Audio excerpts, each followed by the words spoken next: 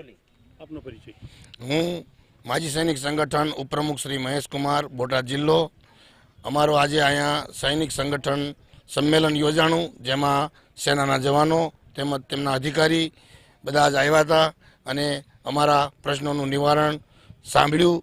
અમે જે પ્રશ્નો અમારા હતા બોટાદ જિલ્લાને લગતા એ અમે એમને જણાવ્યા છે, જેનું એ નિવારણ કરશે અને ઘણો બધો અમને પ્રસિદ્ધ મહત્વના કયા પ્રશ્નો રજૂઆત કરેલી, કારણ કે આ પ્રશ્નો પૂછવા પાછળનું કારણ શું, હેરાનગતિ કેટલી છે? જી પ્રશ્નોમાં એવું છે કે અમારો જો આ બોટાદ જિલ્લો છે તે લગભગ 100 થી 120 કિલોમીટર બધા જ કેપિટલ સિટીથી દૂર પડે છે, જેથી કરીને અમને જે કેન્ટીનનો પ્રોબ્લેમ છે એ સમસ્યા બતાવી છતાં, અને બીજી એક અમારી ચીચેસ કાર્ડ મેડિકલ હેલ્થની જે સમસ્યા અમારી છે એ બતાવી છે, એના પ્રત્યે એ લોકો મેજર સાહેબે અમને એક પોઝિટિવ જવાબ આપ્યો છે કે બને એટલું અમે તમને મદદ કરીશું।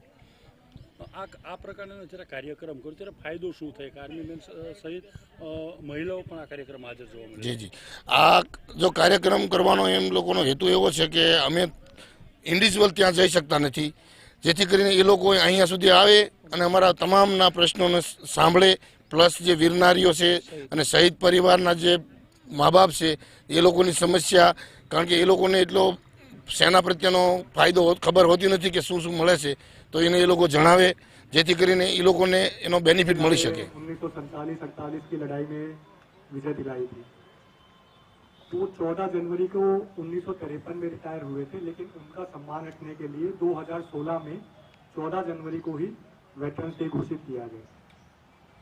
तो उसके बाद से हम हर वर्ष ये वेटरन्स डे मना रहे हैं।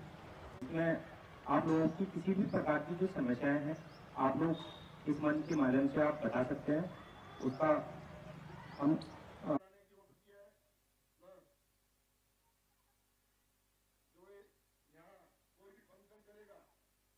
तो अनुरोध करूंगा कि 2 शब्द बोल के हमको थोड़ा आशीर्वचन देंगे, फिर हम सम्मान विधि शुरू करेंगे।